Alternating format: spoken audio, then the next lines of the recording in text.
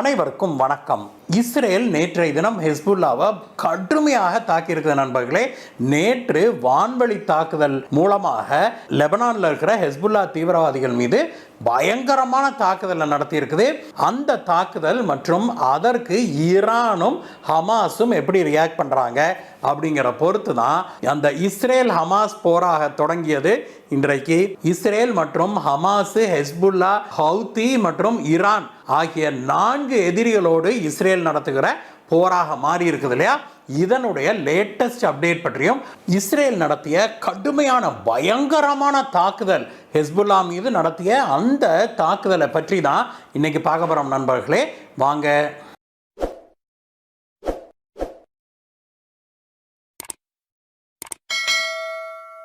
சில தினங்களுக்கு முன்பு ஹெஸ்புல்லா தீவிரவாதிகள், லெபனானில் இருக்கிற தீவிரவாத கும்பல் தான் இந்த ஹெஸ்புல்லா தீவிரவாதிகள். இஸ்லாமிய அடிப்படைவாதத்தை போதிக்கிற இந்த தீவிரவாத கும்பல் ஈரானுடைய சப்போர்ட்டை பெற்றது அப்படிங்கிற முதல்ல நாம் தெரிஞ்சுக்கணும். ஈரான் அப்படின்னா இது பயங்கரமா இஸ்ரேலின் மீது தாக்குதல் நடத்த ஆரம்பிக்கும். அப்படித்தான் சில தினங்களுக்கு முன்பும் கூட ஹெஸ்புல்லா இஸ்ரேலின் மீது தாக்குதல் நடத்துச்சு.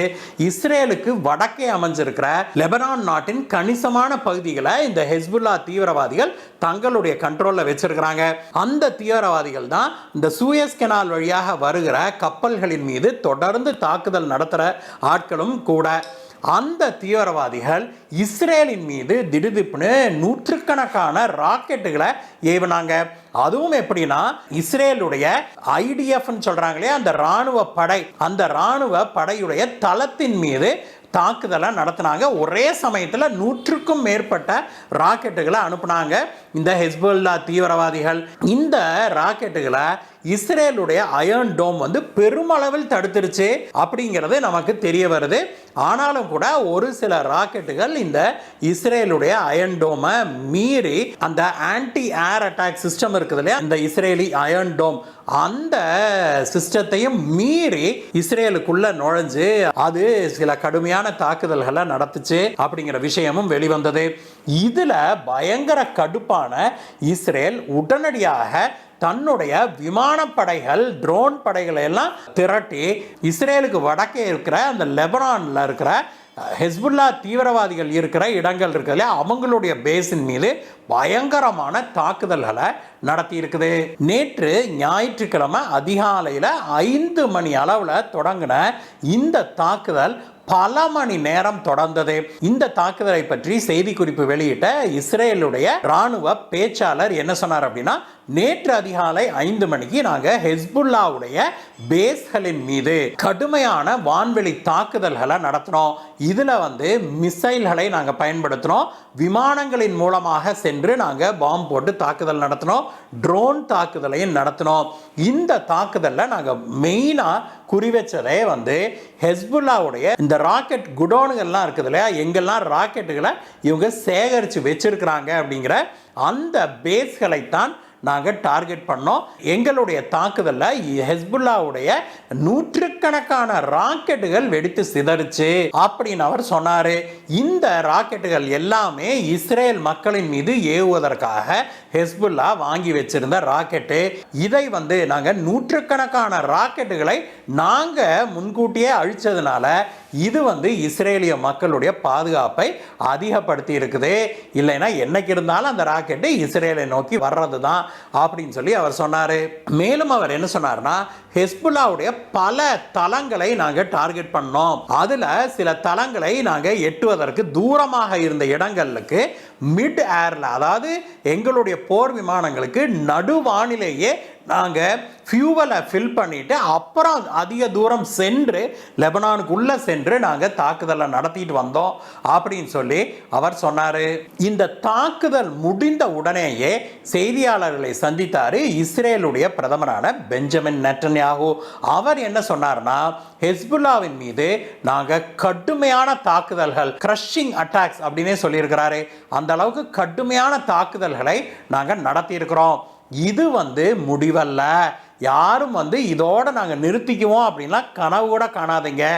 எங்கள் மீது கை வச்சால், எங்கள் மக்களின் மீது கை வைத்தால் இது போன்ற தாக்குதல்கள் தொடர்ந்து நடக்கும். ஹெஸ்புல்லாவே இல்லாமல் அழியறது வரைக்கும் நாங்கள் தாக்குதலை நடத்துவோம் அப்படின்னு சொல்லி அவர் சொன்னார். மேலும் இஸ்ரேலுடைய இராணுவ பேச்சாளர் என்ன சொன்னார் அப்படின்னாக்க, இந்த தாக்குதலுக்காக நாங்கள் நூற்றுக்கணக்கான இஸ்ரேலிய போர் விமானங்களை நாங்கள் பயன்படுத்தினோம்.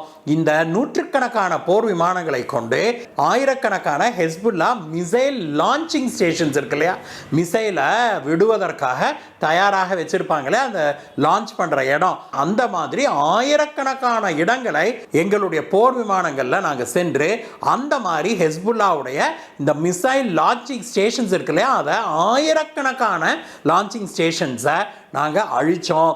இதில் ஆயிரக்கணக்கான மிசைல்களும் அழிக்கப்பட்டது, ஆயிரக்கணக்கான ராக்கெட்டுகளையும், ராக்கெட் கிடங்கையே நாங்கள் அழிச்சோம். அதில் ஆயிரக்கணக்கான ராக்கெட்டுகள் அழிக்கப்பட்டன அப்படின்னு சொல்லி அவர் சொன்னார். இந்த தாக்குதலுக்கு எதிர்வினை ஆற்றும் ஹெஸ்புல்லா அப்படின்னு இஸ்ரேல் உறுதியாக நம்புது.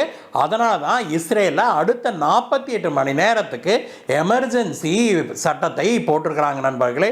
கர்ஃப்யூ அப்படின்னு சொல்லுவோம் இல்லையா, அனாவசியமாக யாரும் வீட்டை விட்டு வெளியில் வரக்கூடாது, முடிந்த அளவுக்கு எல்லாரும் வீட்டுக்குள்ளேயே இருக்கணுங்கிறது தான் எமர்ஜென்சி லா.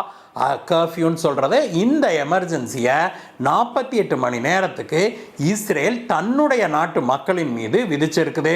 ஹெஸ்புல்லா கண்டிப்பாக இஸ்ரேலின் மீது கடுமையான தாக்குதலை நடத்தக்கூடும் அப்படின்னு இஸ்ரேல் எதிர்பார்க்குது. ஹெஸ்புல்லா இனிமேலும் இஸ்ரேலை தாக்குவதை நிறுத்தி கொள்ள வேணும், இல்லை அப்படின்னா அமெரிக்காவுடைய கோபத்துக்கு ஆளாக நேரிடும் அப்படின்னு சொல்லி அமெரிக்காவும் இன்றைய காலையில் ஒரு எச்சரிக்கை ஒன்று விடுத்திருக்கிறாங்க இந்த ஹெஸ்புல்லா தீவிரவாதிகளுக்கு. எமர்ஜென்சி சட்டம் அமல்படுத்தப்பட்டிருக்கிறதுனால இஸ்ரேலுடைய விமான நிலையங்கள் எல்லாமே 48 மணி நேரத்துக்கு மூடப்பட்டிருக்குது. அத்தியாவசியமானதை தவிர மீது எல்லா விமான சேவைகளும் நிறுத்தப்பட்டிருக்குது அப்படின்னு சொல்லி இஸ்ரேல் அறிவிச்சிருக்குது. இஸ்ரேல் இந்த மாதிரி ஹெஸ்புல்லா மீது தாக்குதல் நடத்த தொடங்கின உடனேயே ஹெஸ்புல்லாவும் தீவிரமான தாக்குதலை இஸ்ரேலின் மீது நடத்தியதை ஒப்புக்கொண்டாரு இஸ்ரேலுடைய இராணுவ அதிகாரி. அவர் என்ன சொன்னார்னா, 300க்கும் மேற்பட்ட ராக்கெட்டுகளை ஹெஸ்புல்லா இஸ்ரேலின் மீது ஏவிச்சு அதில் 3/4 ராக்கெட்டுகளை நம்முடைய அயர்ன் டோம் சிஸ்டம் தடுத்து நிறுத்திடுச்சு. வானிலேயே அந்த ராக்கெட்டுகளை குறுக்காட்டி அதை வெடிச்சு சிதற வச்சிருச்சு. இருந்தாலும் கூட அதில் ஒரு சில ராக்கெட்டுகள் அந்த பாதுகாப்பு அரணை மீறி நாட்டுக்குள்ள விழுந்தது. அதில் ஒரு இஸ்ரேலிய ராணுவ வீரர் கொல்லப்பட்டாரு அப்படின்னு சொல்லி சொல்றாரு. எது எப்படி இருந்தாலும் நண்பர்களே, அடுத்து வரும் சில நாட்களில் இஸ்ரேல் ஹெஸ்புல்லா போர் கடுமையாக கூடும் அப்படின்னு எதிர்பார்க்கிறோம். அதைத்தான் இஸ்ரேலும் எதிர்பார்த்து தான் 48 மணி நேரம் எமர்ஜென்சி சட்டத்தையும் போட்டிருக்கிறாங்க அந்த நாட்டில். இந்த போர் தொடர்பான அப்டேட்டுகளை தொடர்ந்து நாங்கள் உங்களுக்கு வழங்கி வரோம் நண்பர்களே. இந்த வீடியோவை பற்றிய உங்களுடைய கருத்துக்களை சொல்லுங்க நண்பர்களே. மீண்டும் உங்களை வேற வீடியோ சந்திக்கிறேன் கைஸ். Bye bye.